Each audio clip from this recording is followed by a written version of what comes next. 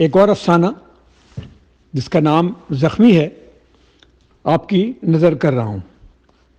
وہ بری طرح سے زخمی تھی، دانت ٹوٹے ہوئے، ہونٹ پھٹے ہوئے، دونوں آنکھوں کے گرد خون جمع، ایک طرف کا کان نیچے سے کٹا ہوا، ناک سے خون بہہ کر ہونٹوں پر جم کر پپڑی سا بن گیا تھا، گردن پر زخموں کے نشان، چھاتیوں کو بڑی بے دردی سے شاید گھونسے مارے گئے تھے، پیٹ، کمر، رانوں اور کولوں کو تو شاید جوتوں والی لاتوں کا نشانہ بنایا گیا تھا۔ وہ شدید تکلیف میں نیم بے ہوشی کی حالت میں تھی۔ اسے دیکھ کر میرے رونگٹے کھڑے ہو گئے۔ میں بھی پٹتی رہی تھی، لیکن اس طرح سے مجھے نہیں مارا تھا میرے شوہر نے۔ مجھے اس کی تکلیف دیکھ کر رونا آ گیا۔ بڑی مشکل سے اپنی آنکھوں میں اپنے آنسوؤں کو روک رکھا تھا میں نے۔ جلدی جلدی نرسوں کی مدد سے میں نے اس کے زخم صاف کیے، کٹے ہوئے کان پر 5 ٹانکے لگائے، سر کے زخم کی مرہم پٹی کی، پیٹ اور کولوں کے زخم کو صاف کیا، جہاں بینڈیج کی ضرورت تھی وہاں بینڈیج لگائی، جہاں سے صفائی کرنی تھی صفائی کی۔ وہ بول نہیں پا رہی تھی کیونکہ اس کی زبان کئی جگہوں سے کٹی ہوئی تھی۔ میں نے اس کے دونوں ہاتھوں میں ڈرپ لگائی اور درد دور کرنے کے لیے انجیکشن لگائے۔ اس کی غنودگی نیند میں بدل گئی۔ اس کے ساتھ کوئی نہیں تھا۔ وہ شہر کے اچھے رہائشی علاقے سے آئی تھی۔ ایمبولنس کے کارکنان نے بتایا کہ اس کا تعلق انڈونیشیا سے تھا۔ کسی امیر عربی شیخ کے گھر کی ملازمہ تھی۔ گھر میں کسی وجہ سے اسے مارا پیٹا گیا تھا، اور جب وہ تقریباً بے ہوش ہو گئی تو ایمبولنس بلا کر اسے ہسپتال بھجوا دیا گیا تھا۔ اس کی عمر زیادہ نہیں ہوگی، شاید 30 سال ہوگی۔ ناک نقشے سے وہ جاذب نظر تھی۔ مار لگنے سے پہلے اسے ضرور خوبصورت لڑکیوں میں شمار کیا جاتا ہوگا۔ میرے دل میں جیسے ایک ممتا سی ابل پڑی۔ نہ جانے اسے کیوں مارا گیا، کس نے مارا اور کس طرح سے مارا۔ میں اسے دیکھ دیکھ کر بار بار روحانسی سی ہو رہی تھی۔ جلدی جلدی میں نے اس کے ایکس رے اور اسکین کے کارڈ بنوائے۔ وہ زخمی ضرور تھی مگر خطرے سے باہر تھی۔ اسے ریڈیولوجی کے شعبے میں بھیج کر میں اپنے کمرے میں آ کر آرام کرسی پر ڈھیر ہو گئی۔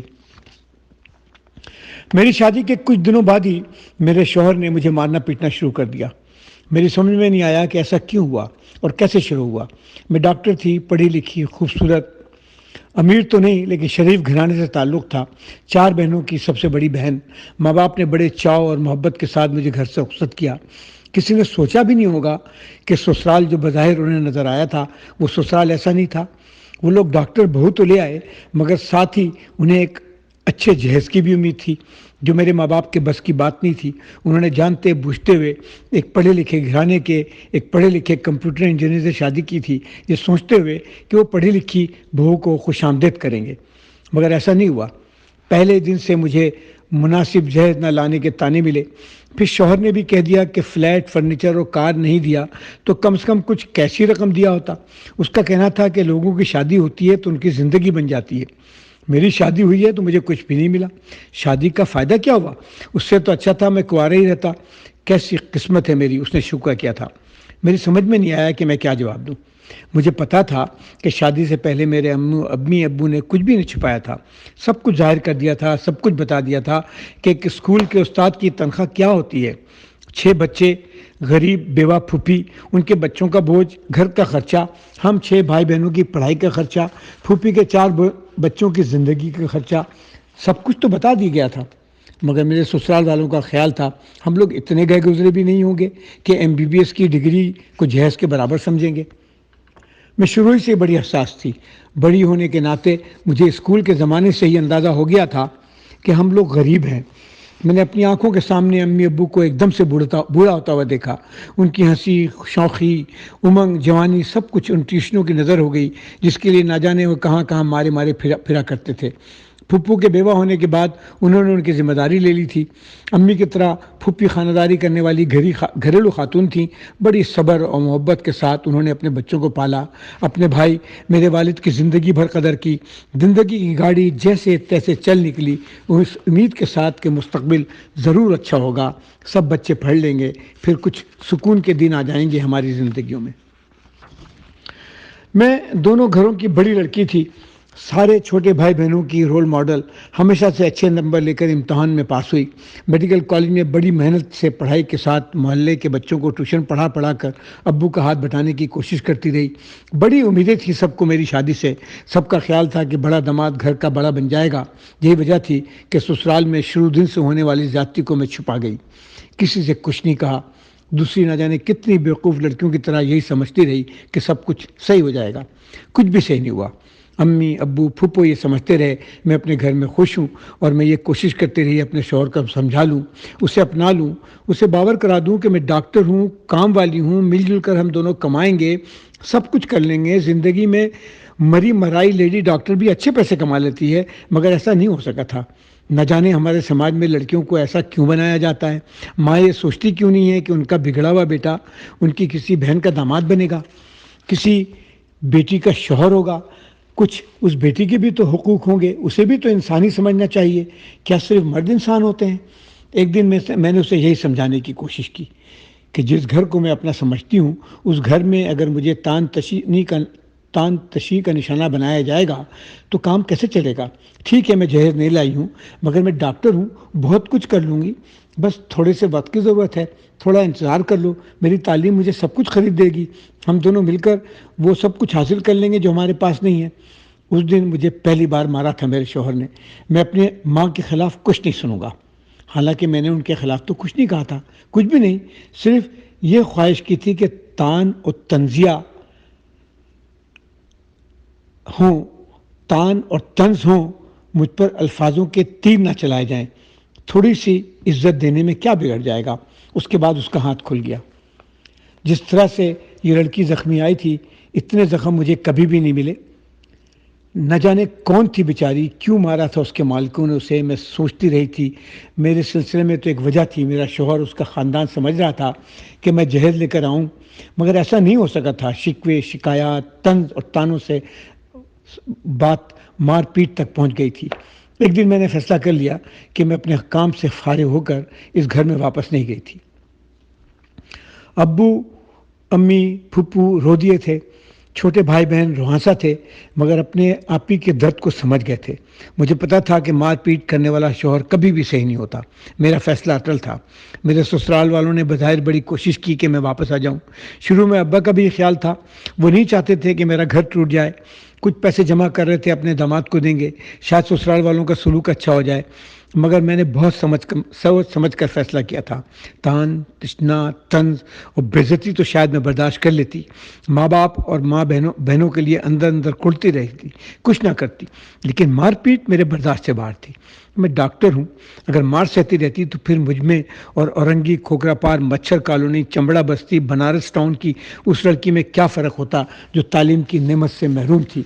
میں نے ابو سے یہ بات نہیں کی تھی، لیکن انہیں جلد سمجھ میں آ گئی تھی کہ اس گھر میں کبھی واپس نہیں جاؤں گی۔ میں نے سعودی عرب میں نوکری کے لیے درخواست جمع کرائی اور تقرری کے فوراً بعد چھوٹے سے شہر کے ہسپتال میں کام کرنے لگی تھی۔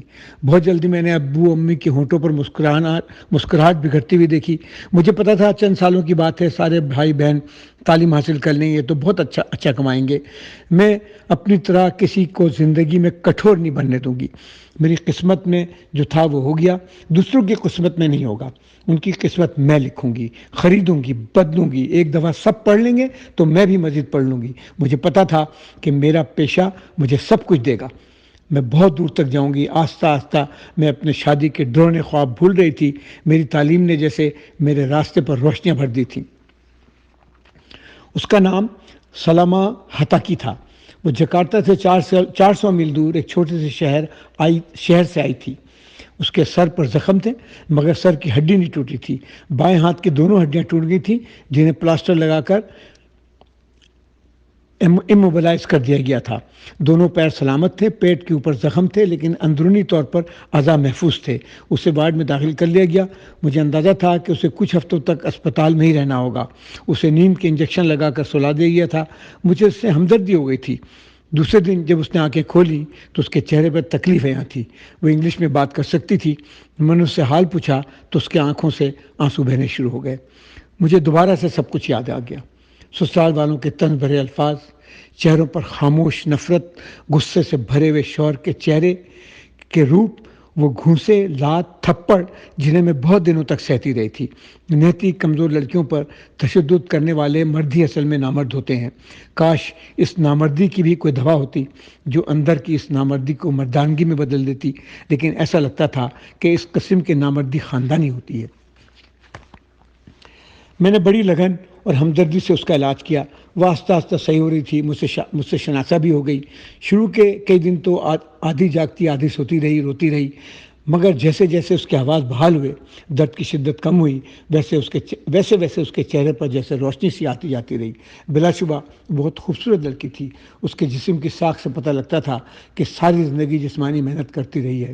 اس کے خوبصورت چہرے پر بڑی بڑی پر رونق آنکھیں تھیں جو مجھے دیکھ کر مسکرانے لگتی۔ میری ہمدردی میں شامل میرا اپنا دکھ اتنا شدید تھا کہ وہ مجھے نظر انداز نہیں کر سکتی تھی۔ ایک دن میں اسے دیکھنے جا رہی تھی تو پتہ لگا کہ مقامی پولیس کے کارندے اس سے ملنے آئے ہیں۔ وہ دو تھے، ان کے ساتھ ایک ترجمہ کرنے والا بھی۔ وہ لوگ تقریباً 40 منٹ تک اس کے ساتھ بیٹھے رہے۔ اس کے جانے کے فوراً بعد میں اس کے پاس پہنچی۔ اس کے چہرے پر شدید دکھ کا احساس تھا۔ مجھے ایسا لگا جیسے مسلسل روتی رہی ہے۔ میں نے اسے پانی دیا، اس کے زخموں کو صاف کیا، اس کی ڈریسنگ کی، اس کے بستر کے ساتھ رکھی ہوئی کرسی پر بیٹھ گئی۔ بڑے بڑے سوالات کر رہے تھے وہ لوگ، ویری ڈرٹی، بہت برا۔ اس نے اپنے آپ پر قابو پاتے ہوئے مجھ سے کہا، پھر آہستہ سے بولی میں نے انہیں سب کچھ بتا دیا ہے، لیکن سب کچھ بھی نہیں چھپایا ہے۔ انصاف تو ملنا مشکل ہے، مگر میں تو صرف دعا ہی کر سکتی ہوں۔ پھر آہستہ آہستہ زیر لب کچھ بڑبڑانے لگی، شاید کوئی دوا، شاید گھر واپس جانے کی التجا۔ اس کی آنکھوں میں آنسو آ گئے تھے۔ میں نے پہلی دفعہ اس سے پوچھا کہ کیوں مارا تھا اسے اس کے مالک نے؟ اس بری طرح سے تو پاگل جانور کو بھی نہیں مارتا ہے۔ جانور پر اس قسم کا تشدد نہیں کرتے۔ ایسا کیا جرم تھا تمہارا؟ تمہیں جان سے مارنے پہ تلے ہوئے تھے وہ لوگ؟ وہ دھیرے سے مسکرائی۔ پٹیوں اور پلاسٹروں کے باوجود اس کی آنکھوں میں سنگین قسم کی شرارتی مسکراہٹ تھی۔ میں اس وقت اس کی مسکراہٹ کو کوئی معنی نہیں بنا سکی، لیکن کچھ بولی نہیں۔ آہستہ آہستہ اس کی شریر مسکراہٹ پر سنجیدگی طاری ہوئی۔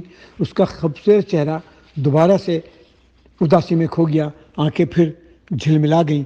میں خاموشی رہی تھی۔ 2 دن کے بعد جب میں اس سے بستر کے ساتھ بیٹھی ہوئی تھی تو ایک سرکاری کارندے نے ایک بڑا سا لفافہ دیا۔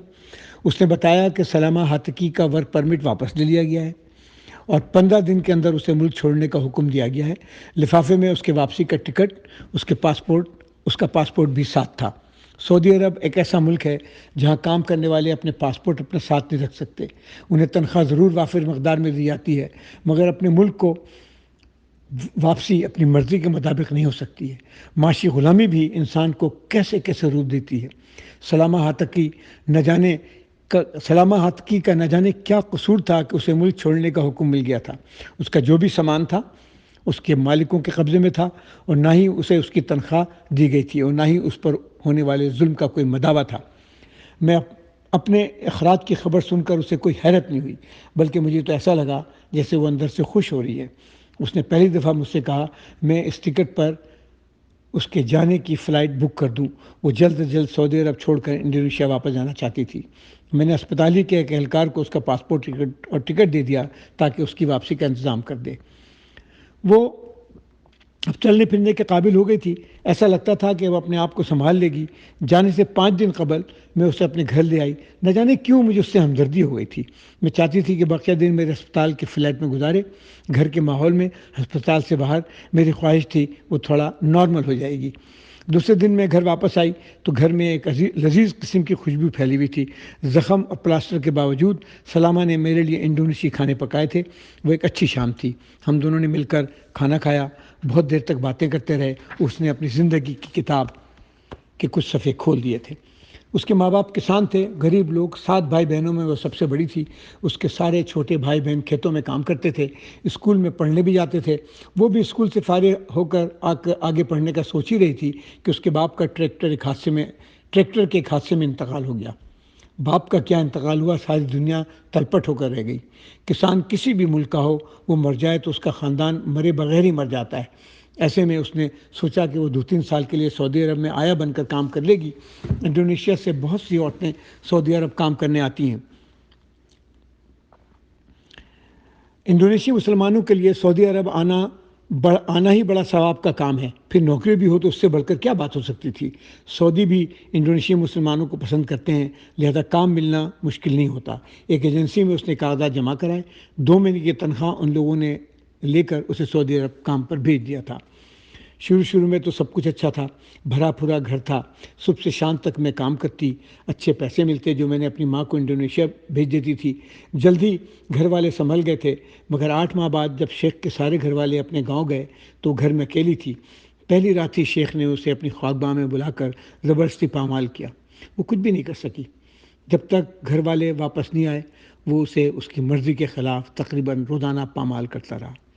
کچھ مہینوں بعد ایک دفعہ شیخ اپنے گھر والوں کے ساتھ ایک ہفتے کے لیے کہیں گیا تھا اور وہ پورا ہفتہ شیخ کا بڑا بیٹا اسے پامال کرتا رہا۔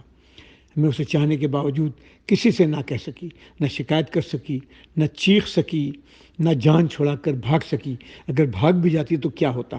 میرا سارا گھر بکھر جاتا، بھائی بہن اسکول سے نکل جاتے، میری ماں کیا کرتی؟ گھر پھر اجڑ جاتا۔ سب کچھ برداشت کرتی رہی۔ جب بھی میں نے تھوڑی سی مزاحمت کرنے کی کوشش کی تو میری پیٹھ اور پیٹ پر گھوسوں اور لاتوں سے وار کرتے۔ میں کچھ بھی نہیں کر سکتی تھی۔ میرے پاس کوئی راستہ نہیں تھا سوائے اس کے کہ میں اسی طرح ان کے ہوس کا نشانہ بنتی رہوں۔ نہ جانے یہ کیسے ہوا کہ میں حمل سے نہیں ٹھہری، جس کا خوف مجھے ہر وقت رہتا تھا۔ میرے دل میں ان ماں باپ اور بیٹا دونوں کے لیے شدید نفرت پیدا ہو گئی تھی۔ میں ان سے انتقام لینا چاہتی تھی مگر انتقام نہیں لے سکتی تھی۔ میں کچھ بھی نہیں کر سکتی تھی۔ یہ کہہ کر وہ خاموش ہو گئی، پھر دھیرے سے مسکرائی۔ اس کی آنکھوں میں ایک چمک سی آ گئی تھی۔ میں نے بدلے کا اپنا ایک طریقہ نکال لیا تھا۔ وہ شرارت سے مسکرائی۔ میں نے ان دونوں کے قہوے میں اپنا پیشاب ملانا شروع کر دیا۔ وہ مجھے پامال کرتے، میں اپنا پیشاب پلاتی تھی۔ مجھے سکون سا ملتا تھا۔ نہ جانے کیوں ڈر کر میں روزانہ ان کے قہوے کے ذریعے انہیں اپنے پیشاب سے سیراب کرتی رہی۔ کئی مہینوں سے ہو رہا تھا۔ بس اسی وجہ سے میرے ساتھ سلوک کیا گیا۔ انہیں پتہ لگ گیا تھا کہ وہ میرا پیشاب پی رہے ہیں۔ وہ بہت دنوں سے پی رہے ہیں۔ اس کے چہرے پر ایک طرح کی فاتحانہ شرارت بھری مسکراہٹ ابھری تھی۔ میرے زخم تو بھر جائیں گے مگر ان میں تھوڑی سی بے غیرت ہوگی تو ساری عمر الٹیاں کرتے رہیں گے، ساری عمر قہوہ نہیں پی سکیں گے۔ اس کے چہرے پر جیسے اطمینان کی چادر سی تنی ہوئی تھی۔ پہلی دفعہ اس کے لیے میرے اندر کی ہمدردی محبت میں بدل گئی تھی۔ میں نے اٹھ کے اس کے پیشانی کو چوم لیا تھا۔